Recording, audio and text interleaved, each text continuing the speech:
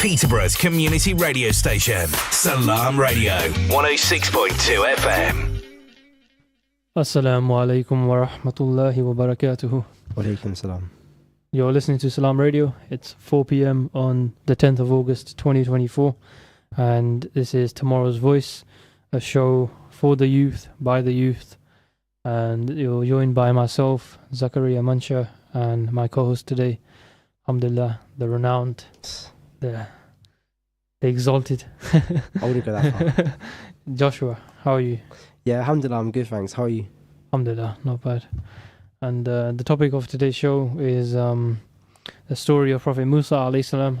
So just over 2 weeks ago, we began the story with my co-host Abdul-Roqeeb, and we progressed through it, and we will be carrying on from where we left off, and hopefully making some more progress on this story, inshallah, and hopefully all of us will be able to benefit from the story, inshallah. So last time, just to recap what happened and what we went through. So as we know, Prophet Musa alayhi salam was born in Egypt, and at the time there was a pharaoh who was quite an oppressive tyrant, as he described, and he one day had a vision that essentially one of the children of Israel who were at the time living in Egypt but were quite oppressed under his rule and were almost seen as second-class citizens compared to their fellow Egyptians.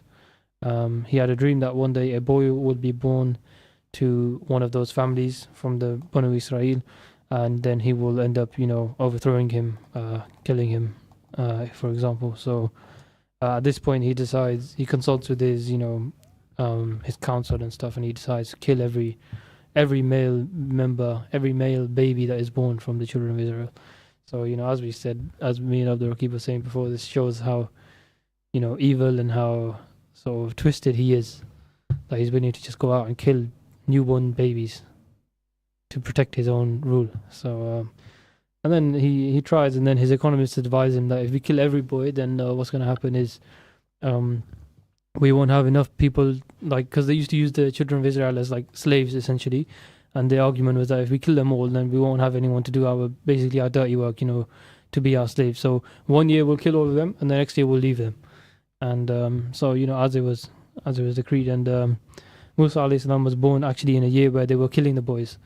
But his mother was inspired by Allah to put him in a basket and put him into the River Nile, which then took him to the palace of the Pharaoh. And then Pharaoh's wife, become attached with the baby, and he said, "Okay, fine, you can keep the baby." And then they raised him in the palace, and he was raised almost like a prince.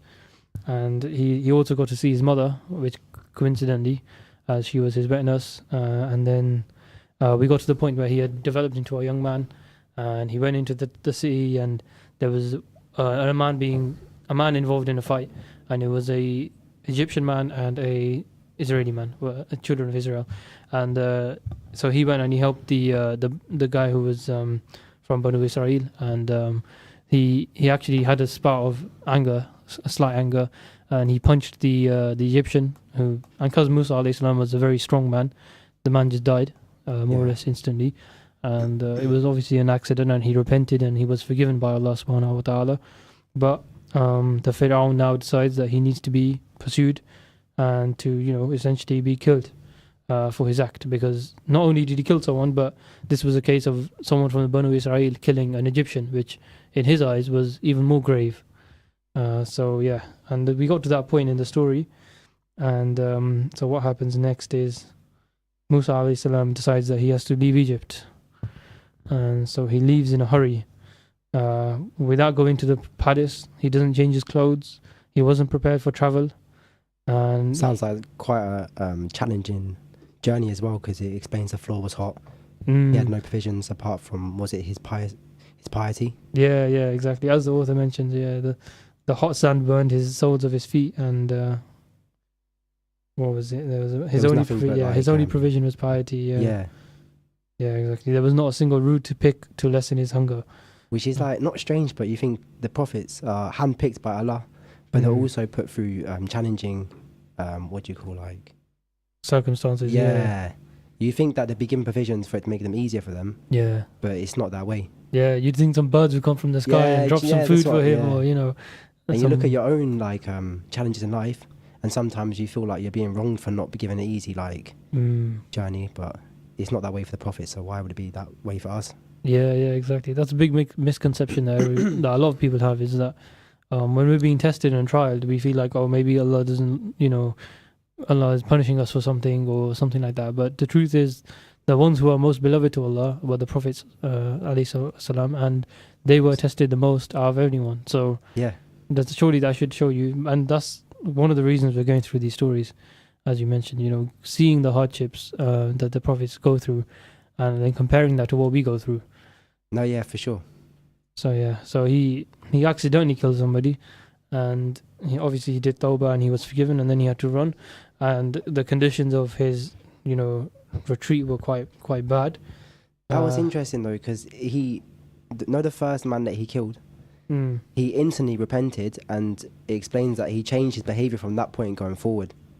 Yeah. So he understood that he had wronged Allah subhanahu wa ta'ala and didn't want to, and he changed his behavior towards people in general, which I found really interesting. Like, one instant changed his character. Yeah, that's true. Yeah, we see that further on in the story, how maybe he interacts with people slightly differently post that event.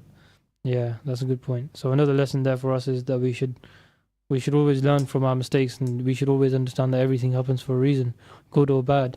Even the mistakes that we make, which might seem like some random accident, are not random, they are decreed. And so either you'll be rewarded for your patience, and also these are opportunities for us to learn, inshallah, from our mistakes. So so at this point he's running through the desert, and he's running towards the country of Midian, which is the nearest inhabited land between Syria and Egypt. So it says that his only companion in this hot desert was Allah. And so he traveled for 8 nights, and without finding any roots to eat or plants or water and things like that. So extreme difficulty.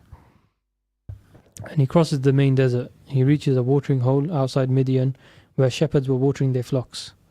No sooner had he reached Midian than he threw himself under a tree to rest. So he was exhausted at this point. He suffered from hunger and fatigue. The soles of his feet felt as if they were worn out from hard walking on sand and rocks and from the dust. And he did not have any money to buy a new pair of sandals, nor to buy food or drink. And then Musa alayhi salam, as he was sat under this tree, the story goes, as narrated by Abu Uthman ibn Kathir, rahimahullah, he noticed a band of shepherds watering the sheep. He went to the spring, where he saw 2 young women preventing their sheep from mixing with the others. Musa alayhi salam sensed that the women were in need of help. So, forgetting his thirst, he drew nearer to them and asked if he could help them in any way. And the older sister said, "We are waiting until the shepherds finish watering their sheep, and then we will water ours." And then Musa alayhi salam asked them, "Why are you waiting?" And the younger one said, "We cannot push men." So a key lesson again here is not just to learn from the behavior of Musa alayhi salam, but also the behavior of the people that he interacts with, and the pious among them. For example, these women who didn't go among these men to push and shove and water their sheep, and they had that haya to wait until they had left. And it was clear to Musa alayhi salam that they were in hardship, and so he was surprised as well. He was surprised that women were shepherding, because traditionally that is seen as a male's job, because it's not an easy job, right? You have to protect your flock. Yeah. And he was a bit wondering. He was wondering why. 1 second, I just lost the page. And I guess he put his own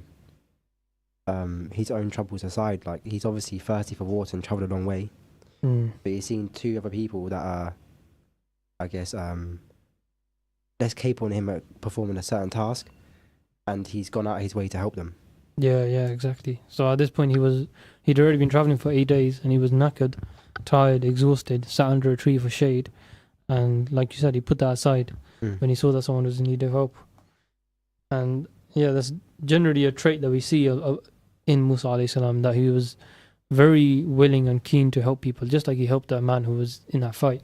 Yeah, it's like polar opposite, isn't it? Because he's obviously very strong and he can fight, and he's obviously a manly man.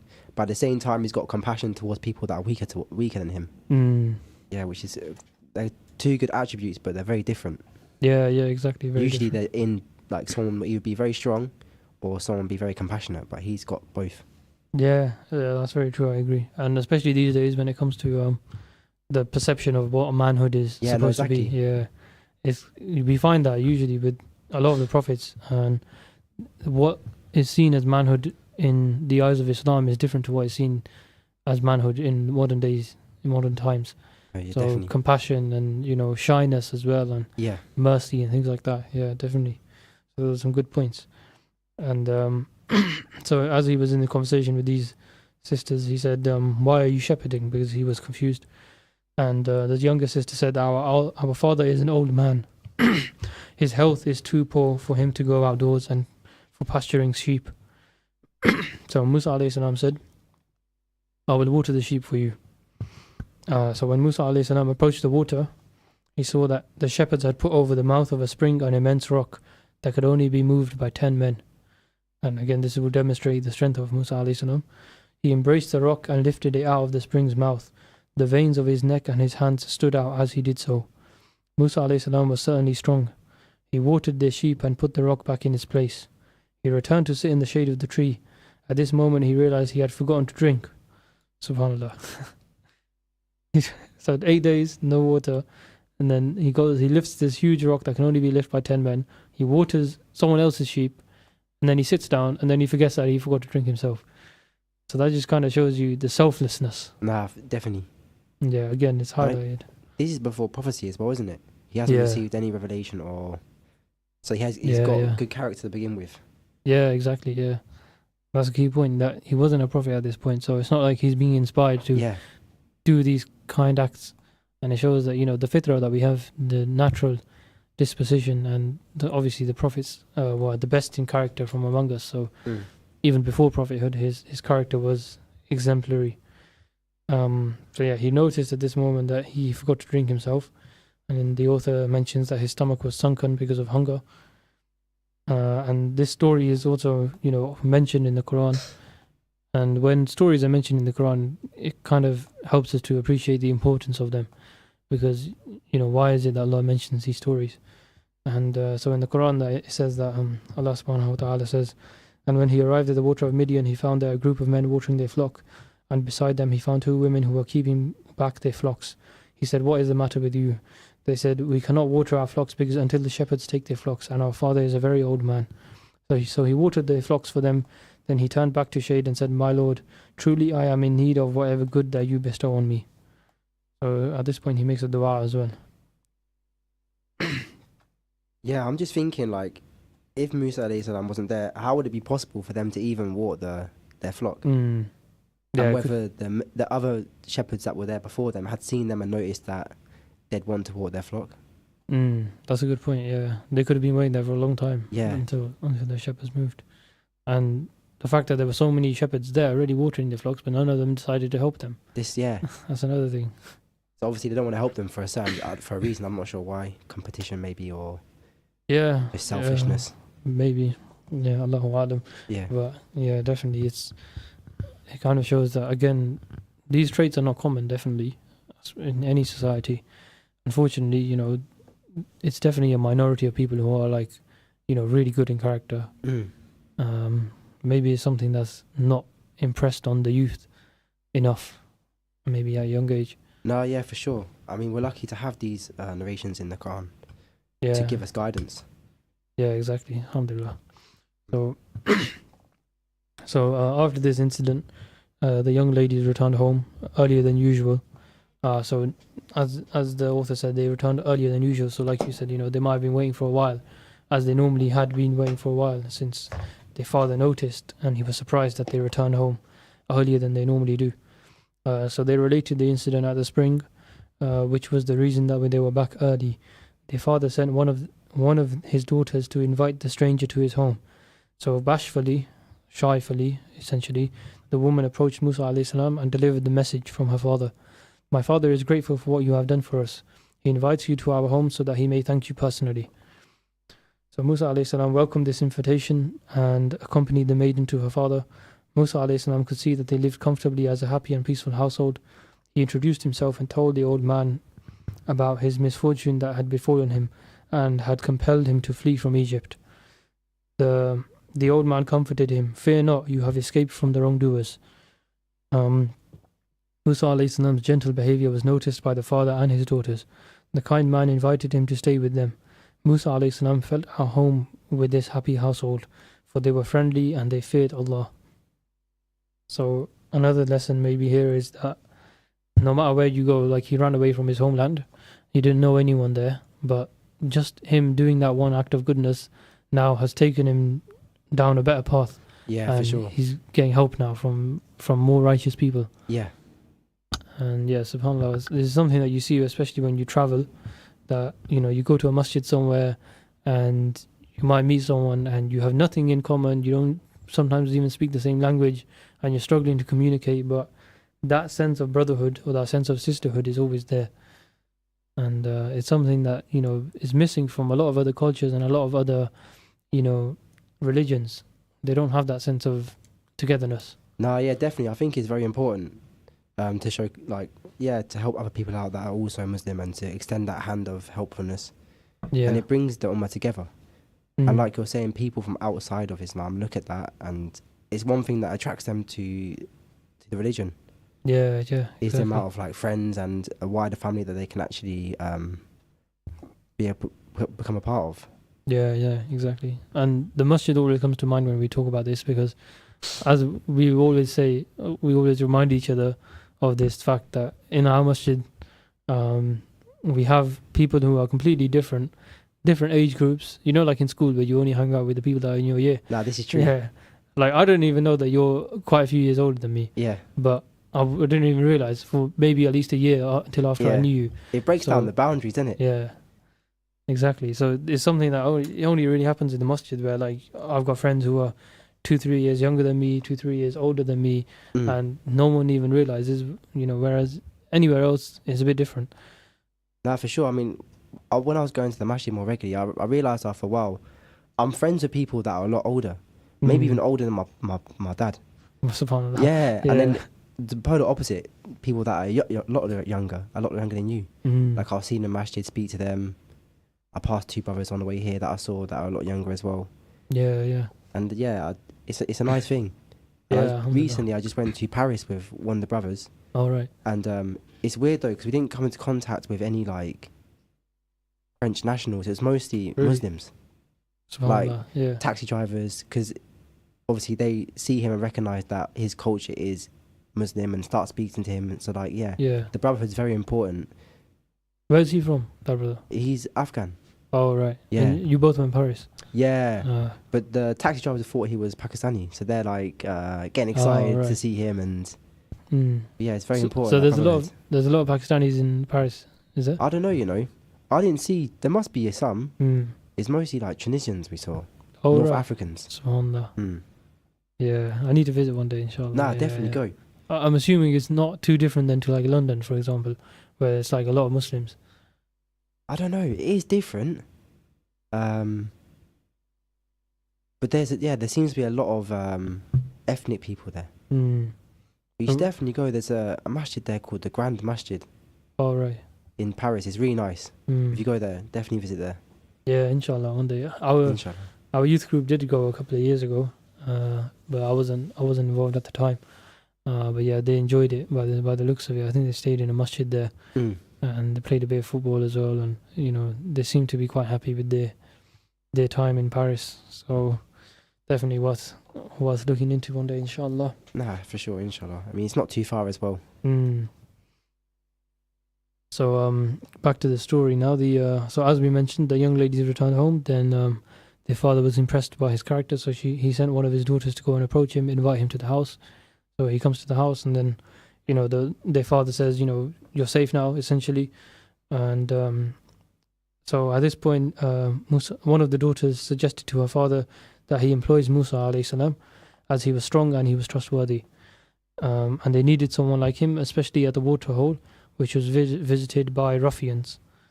And at this point, The father asked her how could she know that could she know that he was trustworthy in such a short time? She replied, when I bade him to follow me to our home, he insisted that I walk behind him, so he would not observe my form. So again, this shows, how many men would do that? Yeah, do you know what? That's the part of the story that stands out to me, and I think about it, like, not a lot, but often. Because, like, for example, like, let's say you're holding the door open for someone, a lot of people would let the female walk through first. Yeah. But he's actually going ahead, so he's obviously not observing.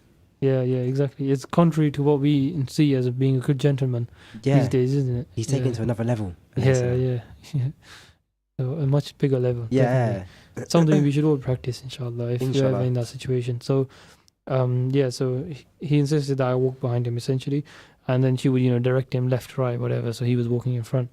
So the old man was pleased to hear this. He approached Musa alayhi salam, and he said, I wish to marry you to one of my daughters on condition that you agree to work for me for a period of 8 years. The offer suited Musa alayhi salam. For being a stranger in this country, he would soon have to search for shelter and work. So Musa alayhi salam married the Midianite's daughter and looked after the old man's animals for 10 long years. So this is, so Ibn Abbas radiallahu anhum narrated that he stayed there for 10 years to serve him. So it's mentioned in the Quran, this kind of deal. So the man essentially offered him, as is mentioned in the Quran by Allah subhanahu wa ta'ala, the man said, I intend to wed one of these two daughters of mine to you on condition that you serve me for 8 years, but if you complete 10 years, it will be a favor from you.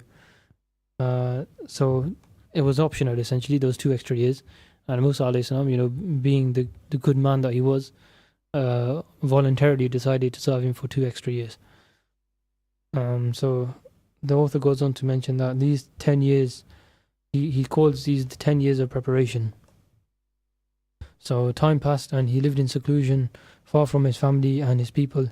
This period of 10 years was of importance in his life. It was a period of major preparation. Certainly Musa alayhi salam's mind was absorbed in the stars every night. He followed the sunrise and the sunset every day. So like you mentioned before, this is prior to prophethood. So he's kind of contemplating, he's looking at, the sunrise, sunset. He's pondering on the plant and how it splits and soil and appears thereafter. He contemplated water and how the earth is revived by it and it flourishes after its death. I think a key point here is that it's important maybe for us, especially these days, to look away from our phones and our screens and sometimes to look at nature. Yeah, no, for sure. Observe the creation of Allah subhanahu wa ta'ala. Yeah, and it brings you closer to Allah. Yeah. And I think it was mentioned, I was listening to Dr. Yasir Qadi the other day, and he was saying that every society, like pre-modern society essentially, there was no such thing as like an atheistic society. Like every society believed in God. Yeah. If you go to, even these days, you go to the tribes in the Amazon or some secluded society on some island somewhere, without any outside influence, they naturally decide that there is a God. And that's because, one of the reasons is because of nature. They rely on it, don't they? They're involved in like a different way of life compared to us. Yeah, exactly. They're much more in tune with nature. Yeah. I see that as being nicer though. Yeah, I definitely see that as being a benefit. Yeah, definitely. Even though it must be hard.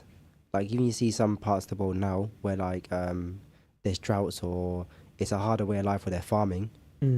It's definitely way harder than what we have to experience, but they're closer to Allah. Yeah, exactly. And they have more reliance upon Allah as well. Yeah, they're almost living day to day as well. So, yeah, definitely. When we're living in a world where like everything is kind of manufactured, and it's easy to just go to the supermarket and pick up your stuff and get what you want when you want. Like, almost instantly. Yeah, like things aren't seasonal here, are they? You can buy things like all year round. Yeah, I find it weird going to the supermarket and like you pick up one piece of fruit and it's from Chile, and you pick up something else from Spain, and you're like, literally, it's crazy, isn't it? Yeah. Yeah, and they don't have that, and so definitely they ponder more as well, and they think more, because we don't think as much these days. And when you do think, then you realize, how amazing the creation of Allah is, and that kind of brings you closer to Allah and reaffirms your belief as well. No, yeah, for sure. I mean, we're definitely more advanced in terms of technology, but I don't think we're as smart as civilizations before us. Yeah. Like, you put us in a random location, we don't know how to even get anywhere, Yeah. and they can navigate using the stars, and Yeah. we'll probably track down water. We'd be dead in a few days. Yeah, more than that, I think. We'd eat some poisonous berry. Literally, we're probably very soft compared to them. Yeah, we get a splinter and we start crying. Yeah, definitely, I agree. So we are quite fragile these days. So I think we have about 20 seconds left. So we will continue next time. After the break, inshallah, we'll take a 5-minute break and we will be back around 4:30. Jazakallah khair for listening, and we will see you after the break to continue the story, inshallah. Assalamu alaikum wa rahmatullahi wa barakatuhu. Wa alaikum salam. Peterborough's community radio station, Salam Radio, 106.2 FM. For the top pizza in Peterborough, visit Top's Pizza, established in 1988 for delicious pizzas with freshly made dough daily. View the extensive and mouth-watering menu online at topspizza.co.uk, then choose from traditional tasty toppings, something different, or create your own with fresh 100% halal meats, salads, veg, and a great choice of sides too. Call into Top's Pizza, 52 Broadway, PE1 1SB. Call 01733 913 775 or order online for delivery or collection. Are you a savvy shopper searching for the best food deals? Look no further. Adams Cash and Carry can help you save big. We're not just a food wholesaler for takeaways and restaurants. We also welcome household customers at our warehouse in Westwood, Peterborough. Visit our website and enjoy wholesale prices on everything from drinks to flour, rice to burgers, and much more. To shop, go online and collect in store. Visit adamscashandcarry.co.uk today to start your savings spree. 2020 World Buffet is inspired by the best foods from around the world. See our teppanyaki chefs grill your food to order, or choose delicious Indian, Italian, Chinese, Mexican dishes and British favourites, all halal. 2020 World Buffet offers you unlimited food at a set price. Open 7 days for lunch and dinner. Catering, wedding and party services available too. Call 01733 566 320 or visit 2020buffet.co.uk. 2020 World Buffet, 35 New Road, Peterborough, PE1 1FJ. Masterminds Tuition Academy is for your high schoolers, your something to provers, your subject strugglers and keen learners, your brave jumpers and fist pumpers. Affordable personalised learning plans are delivered through our centres in schools across Peterborough. But not to worry, we also provide online and home visits with flexible timings. Whether it is maths, English, science or 11 plus, Masterminds is a must. Find us on all socials and visit our website mastermindstuitionacademy.com or call us on 07516 166 003. Masterminds, master the matrix. Satisfy your cravings at Ibrahimi Buffet Restaurant. Enjoy a tantalising variety of Chinese, Italian, Pakistani and comfort food favourites, from starters to desserts. Kids under 5 dine for free, so bring the whole family to our restaurant at 63 Sycamore Avenue. Open every day from 5 p.m. to 10:30 p.m. Call us on 01733 313131 or book online to reserve your table. Ibrahimi-restaurant.co.uk. Every bite is a delight at Ibrahimi Buffet Restaurant. Do you own a restaurant or takeaway? Cater Fair is an expert supplier of new and used commercial catering equipment. Visit caterfair.co.uk for quality equipment on sale at the lowest prices, or call us on 01733 310 115 or visit us at 11 Royce Road, Fengate, Peterborough. At Cake Inn, all our cakes and slices are freshly baked for that delicious taste. At Cake Inn, we bake 100% vegetarian and halal eggless fresh cream cakes. Delicious flavoured cakes for birthdays and weddings, ceremonies and all other occasions, with free customised messages, even balloons and candles too. Order for delivery or collection from Cake Inn, 489 Lincoln Road, PE1 2PE, and your cake could be ready within 2 hours. Find out more more and order online at catein.co.uk or call 01733 496 584.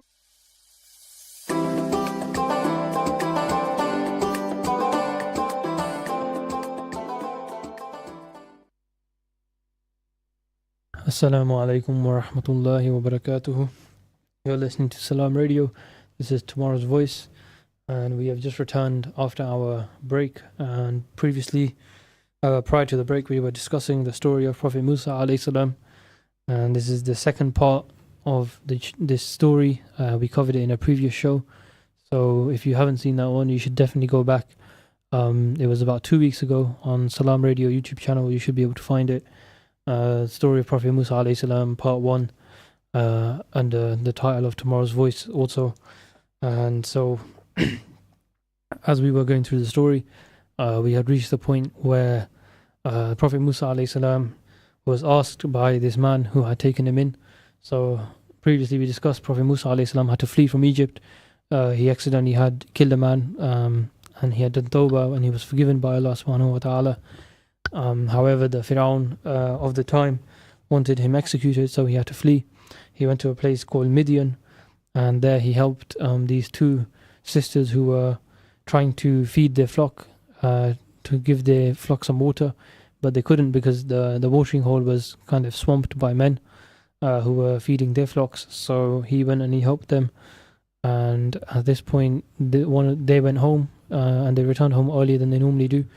So their father was surprised, and he asked them, what happened, and they explained what happened and how this nobleman had helped them.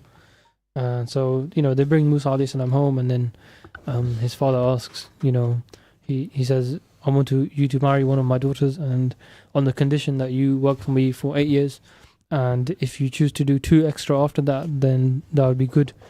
It will be a favor from you. So Musa alayhi salam, being the kind nobleman that he was, he fulfilled the full 10 years, even though the other 2 were optional. So then, as is mentioned by Ibn Kathir rahimahullah, these 10 years were 10 years of preparation for him.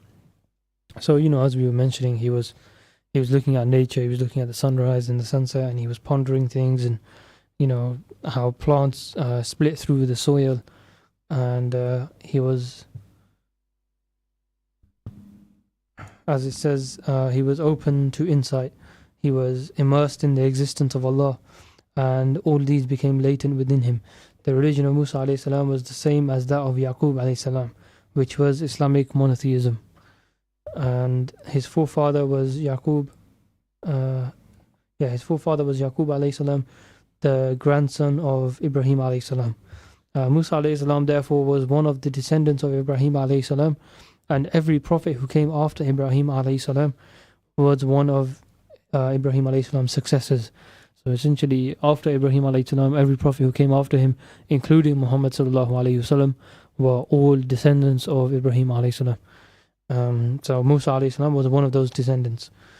And so, as the author says, in addition to physical preparation, there was a similar spiritual preparation. It was made in complete seclusion in the middle of the desert and in places of pasture.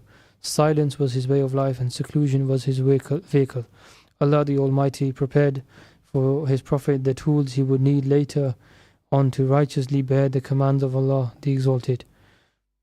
So I think a key point here is, at this point, Musa alayhi salam is a shepherd, and as we all know, the Prophet sallallahu alayhi wasallam was also a shepherd before prophethood. Yeah, I was going to say that. Is a key commonality between the prophets, that they were shepherds, and it's clear to see why. Because what does a shepherd have to do? He has to protect his flock, and it's not an easy task, right?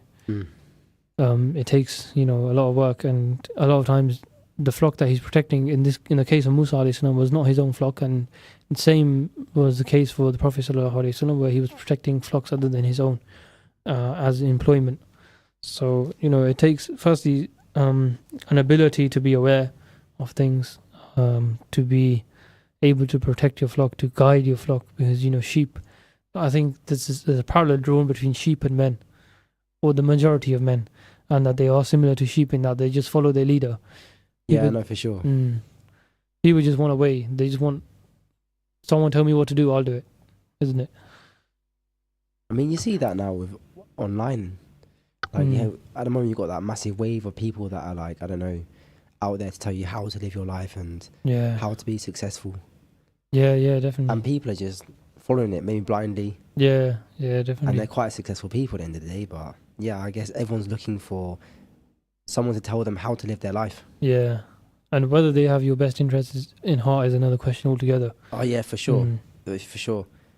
And definitely in the case of our youth, sisters will be following influencers, and brothers also following influencers, and people like Andrew Tate, for example. Yeah, I was gonna. That's a big one, isn't it? Yeah.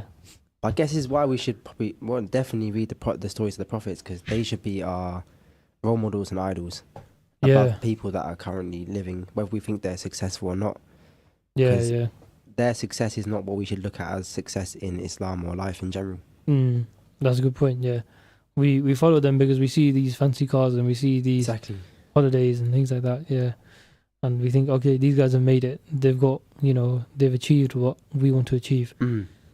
Like you said, the truth is that that's not our aim in life. Yeah.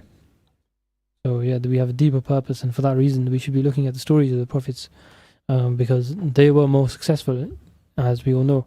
So it doesn't make sense to look at someone who's less successful. Would you, go and ask someone, let's say someone who's broke, he's lazy, he doesn't do any work, he sits down, plays games all day, whatever it is, unsuccessful person essentially in any aspect of life. Would you go and ask him for advice? You wouldn't, right? No, definitely not. Yeah, we should be careful about who we take advice from. And without us knowing it, these influences, they influence our decisions, they influence our behavior. Yeah, no, for sure. So yeah, you see it in the youth these days, as certain individuals, celebrities become more popular, certain traits and characteristics then get passed on to the youth. Yeah. And it's a phenomenon really, because it's not something that used to happen in the past, right? I think it's smartphones and internet. Yeah. Definitely. I mean, you see things become more like common everywhere. Like, for example, I don't know what they called, ballies. Yeah. That's like everywhere now. What, balaclavas? Yeah, like kids wearing those they're ski masks or whatever. Really? Yeah, and you see kids, it's like a fashion thing, isn't it? Really? Because they see it on YouTube and I thought it was like a robbery thing. Yeah, it looks like it, but things like that take off now because of the internet. Like drill and stuff like that. Exactly, yeah. Yeah, definitely. It's poisonous, a lot of it. Nah, 100%. I think smartphones are good and the internet is good. Yeah. If you're using it correctly. But if you're not using it in the right way, it can take you down the wrong path and influence you to do things that are not positive for yourself. Yeah. So you definitely got to be careful. Definitely, yeah. It's about what you consume. It goes straight through your ears and it goes straight into your heart, and you don't even realize. Yeah, for sure. And so yeah, like you said, it's a powerful tool if you use it in the right way. So it could be your ticket to Jannah, or it could be your ticket to Jahannam, but you decide. Yeah, for sure. Subhanallah. So definitely it's something that's, something we haven't really seen before. And it reminds me of something that our teacher said to us one day while he was giving a talk. And he said that he was speaking to the parents in the congregation, and he was saying that if you're walking down the street with your child and a man walks up to you and he says, let me take your child away to this alleyway for 2 minutes and talk to him or her, right? What would you say? Definitely not. Yeah, definitely. You probably start fighting him, isn't it? But we give our kids these phones and we leave them for hours unattended. Yeah. Where there's, millions of potential men, women and children who are influencing the behavior, talking to them, speaking to them, giving them ideas and things like that.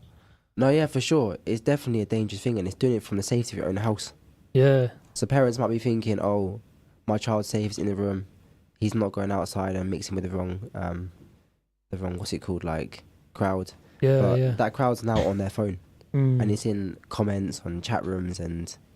Yeah. It's penetrated literally every house. No one is safe as long as you have that phone or that device, which is like a gateway to the rest of the world. Then, you're open to everything. Yeah, no, for sure. Yeah, it makes you vulnerable. And it's a lesson for all of us, especially children. You're very keen, as even we were, maybe, to get phones when you're young.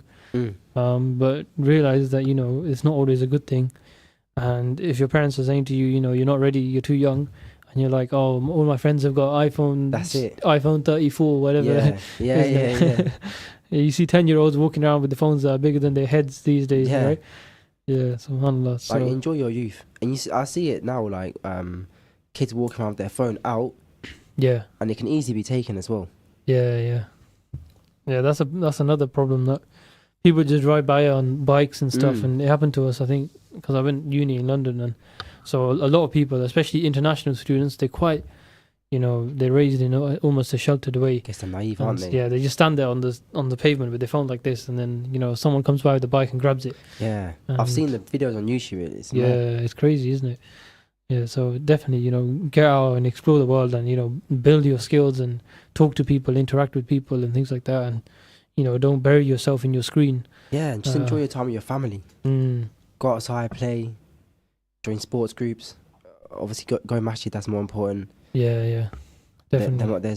There must be a lot of masjids in Peterborough that are offering youth camps or things you can do with other people your age. Yeah. And it's a safer environment to be in. You're going to meet friends that are on the same path as you. And just, you'll develop skills that are going to help you later on in life. Yeah. Go to youth clubs. We have youth clubs regularly. Yeah. Masjid Khadija. We actually have a youth camp going on right now. So you won't just have a club, but you have opportunities to go, across the country to meet other, other brothers who are your age, who are going through the same things that you're going through, make new friends from other places, build those connections. So the doors that open when you go to the masjid, for example, is beyond your imagination, isn't it? You meet people that you would have never spoken to before. You build these connections, and of course you get closer to Allah by visiting the masjid as well, which is the main purpose of it. So as we were discussing, at this point, after 10 years of working for this man who was Musa alayhi salam's father-in-law, he now decides that he wants to return to Egypt. So a vague homesickness arose in Musa alayhi salam's heart. He wanted to return to Egypt. He was fast and firm in making his decision, telling his wife, "Tomorrow we shall leave for Egypt." His wife said to herself, "There are 1,000 dangers in departing that have not yet been revealed." However, she obeyed her husband. Musa alayhi salam himself did not know the secret of the quick and sudden decision to return to Egypt. After all, he had fled from there 10 years ago with a price on his head. Why should he go back now? Did he look forward to seeing his mother and brother? Did he think of visiting Fir'aun's wife, who had raised him and who had loved him as if she were his mother? No one knows what went through Musa alayhi salam's head when he returned to Egypt. All we know is that a mute obedience to Allah's destinies and impelled him to make a decision, and he did it. These supreme destinies altered his steps and towards a matter of great importance. So Musa alayhi salam suddenly had an urge to go to Egypt, and he just went, and he said to his wife, "Let's go, we're going tomorrow, that's it." Imagine someone these days, their husband says to them, "We're going to, let's say, Scotland tomorrow, we're moving back there," even though they were a fugitive in Scotland and they had fled from there previously 10 years ago. What would they say? They say, "You're crazy," right? Yeah, it wouldn't make much sense, would it? Yeah, but she trusted in him, right? And that's a key point there as well. She trusted in her husband, and of course it was Musa alayhi salam. He's a noble, trustworthy person as well, so he inspired that trust. Yeah. So they leave Midian. So Musa alayhi salam leaves with his family, and he travels through the desert until he reaches Mount Sinai. There Musa alayhi salam discovered that he had lost his way. He saw Allah's direction and was shown the right course. At nightfall they reached Mount Tur. Musa alayhi salam noticed a fire in the distance. "I shall fetch a firebrand to warm us." As he neared the fire, he heard a sonorous voice calling him. "O Musa alayhi salam, I am Allah, the Lord of the universe." Musa alayhi salam was bewildered and looked around. He again heard the strange voice. "And what is in your right hand, O Musa alayhi salam?" So he was shivering at this point, as anyone would be if you see a fire and then you hear a voice coming from it. Musa alayhi salam answered, "This is my staff on which I lean, and with which I beat down tree branches for my sheep, and for which I find other uses." So this question was asked so that Musa alayhi salam's attention would focus on the staff and to prepare him for the miracle which was to happen. This was the beginning of Musa alayhi salam's mission as a prophet. So as was mentioned by Ibn Kathir radiallahu anhu, rahimahullah, Allah subhanahu wa ta'ala was talking to Musa alayhi salam, and he asked him, what is this staff? And I believe I was reading or listening to Numan Ali Khan, who was saying that when Musa alayhi salam replied to this, he says, this is my staff, and then he says, I lean on it, I beat down branches for my sheep, and I find other uses. And he elaborated a lot more than he needed to, right? Like, he could have just said, this is my staff in my hand. I've heard something similar, but I can't remember because I'm listening intently to what you're saying. Maybe it was Numan Ali Khan, maybe it was our teacher, I'm not sure. Someone. And so he was saying that essentially Musa alayhi salam enjoyed speaking to Allah so much that, he didn't just say, this is my staff. He elaborated a bit more. He started, saying, this is what I use it for, and things like that. So, subhanAllah, it gives you a bit more insight into, how he felt at the time. So, I think this is narrated in the Quran as well. So he comes to the fire, he is called by name, and then so Allah says, O Moses, O Musa alayhi salam, verily I am your Lord, so take off your shoes, and you are in the sacred valley, Tuwa, and I have chosen you, so listen to that which is inspired to you. Verily I am Allah, La ilaha illa anna. So worship me and offer prayers perfectly for my remembrance. Verily the hour is coming, and my will is to keep it hidden, that every person may be rewarded for that which he strives. Therefore let the one who believes not therein, as in the one who believes not in the day of resurrection, but follows his own lusts, divert your therefrom, lest you perish. And what is that in your right hand, O Musa alayhi salam? So Allah subhanahu wa ta'ala says quite a few things here to Musa alayhi salam, and one of those is, so first he says, listen to that which is inspired to you, verily I am Allah, and then he says, there is no God, none has a right to be worshipped but I, so worship me, offer prayers perfectly for my remembrance. So one of the first things that he's commanded to do is pray. Salah, yeah. So we hear this emphasized a lot, especially as youth. You're told, you should pray, your parents are telling you, your mosque teachers are telling you, and here you can see that one of the first things that was said to Musa alayhi salam was to pray, which really emphasizes the importance of it. And I think we've done a show previously on the importance of salah, so feel free to refer back to that if you want to delve deeper into that topic. So Allah then says, don't let the one who doesn't believe in the day of resurrection and the one who follows his own lusts divert you from your path, or you're going to perish. So that's a stern warning there. And I think two things that are linked here by Allah is, one is the one who doesn't believe in the day of resurrection will be the one that follows his lusts, because if he doesn't believe in any accountability, then why would he worry, right? If he feels the urge to do something, if he feels the urge to attack someone or rob someone or steal from someone, he will just do it. There's no accountability, is there? Like, they don't think there's going to be a penalty. Yeah, exactly. And you see that in lawless societies. Recently, what was happening in El Salvador before it was all cleaned up, it was essentially lawless. There was corruption, there was gangs everywhere. People being robbed, the homicide rate was through the roof, and it kind of just shows you, when you have a broken justice system, what people are doing, what happens to your society, because unfortunately there are a lot of people out there who naturally want to cause chaos and want to just follow their desires, and they don't care who they harm. They will harm you, they will harm your children, they will harm your family, they will go as far as harming old people. There's people who really lack morality in every society. So that's why we have the Sharia.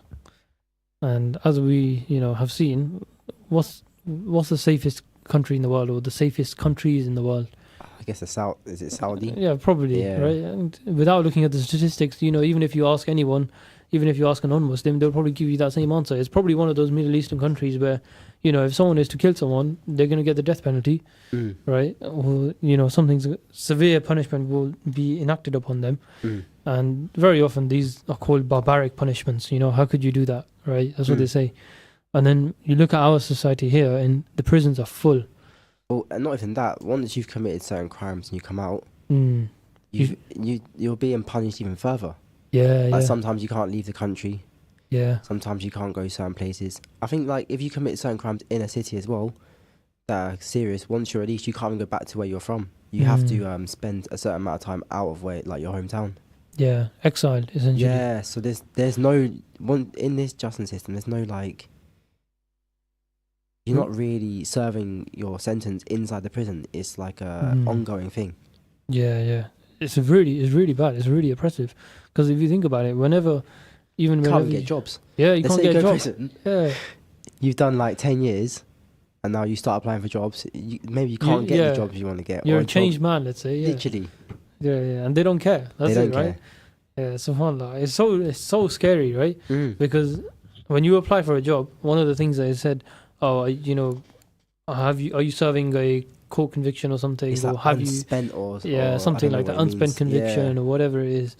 And you have to disclose it for certain industries as well.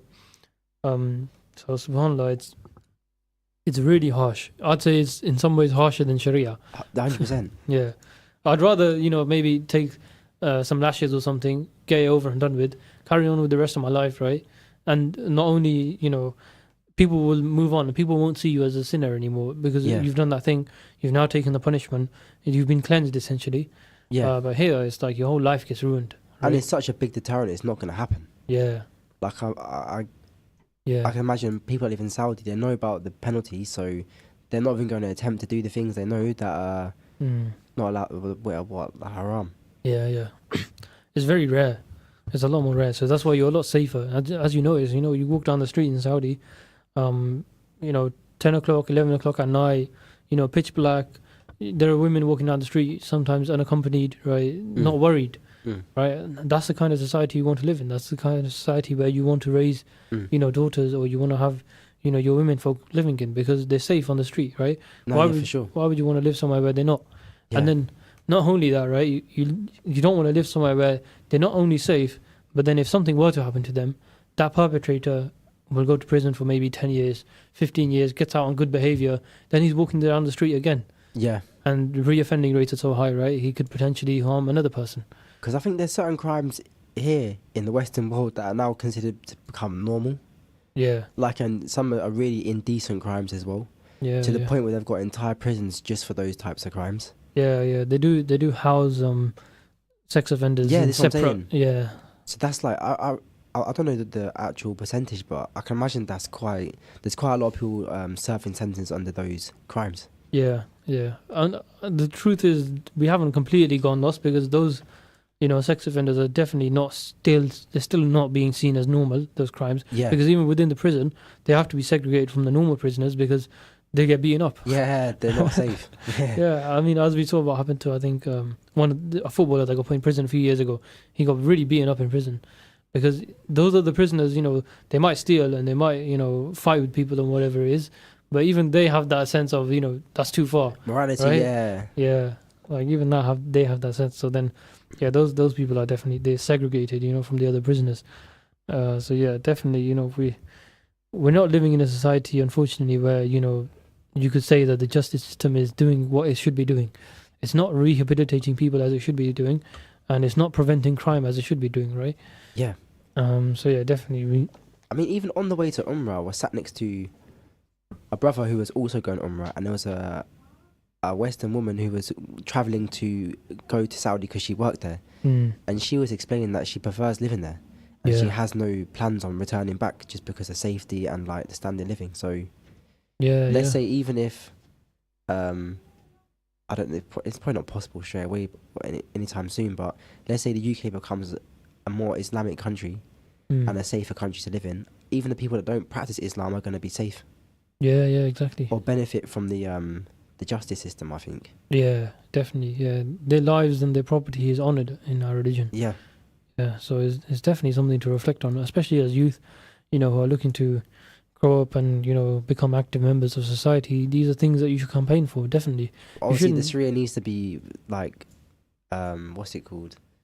It needs to be performed properly. Yeah, Yeah, it has to be performed properly, definitely. And people think that it's, like if I go down and my kid goes and steals a chocolate bar from the shop, that's it, he's getting his hand chopped off, right? Yeah. That's not the case, right? Because obviously you don't want to be chopping everyone's hands off. Yeah. That's not the purpose of the Sharia. I mean, if you look at history, it's not all implemented as people think it is implemented. But I didn't know that until, I think, an imam, local sheikh, explained like it's hard to get prosecuted. Yeah. Because you need certain witnesses. Like 3 witnesses. Conditions and. Yeah, people don't recognize that. Yeah. So it's definitely important to consider. But as we discussed, we were going through the story of Prophet Musa alayhi salam. Maybe we went off on a bit of a tangent, but definitely there are lessons in there, and it was a good discussion, alhamdulillah. So I hope that you all benefit. May Allah allow us all to benefit from this story and from what was said today. Ameen. And may He reunite us again, inshallah, next week for the next part of this show, inshallah. Jazakallah khair for listening. Assalamu alaikum wa rahmatullahi wa barakatuhu. Wa alaikum salam.